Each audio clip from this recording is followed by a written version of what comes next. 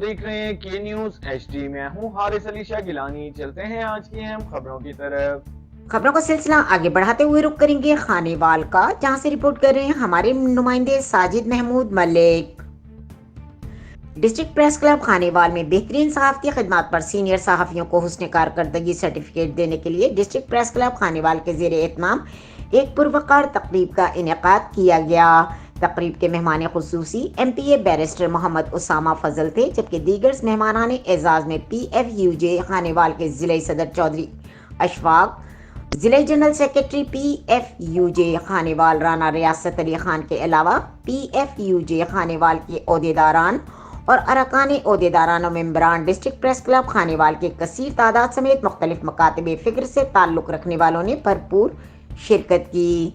قبل ازیں معزز مہمانوں کا بالخصوص MPA بیرسٹر محمد اسامہ فضل کا پریس کلب پہنچنے پر شاندار اور پرتپاک استقبال کیا گیا۔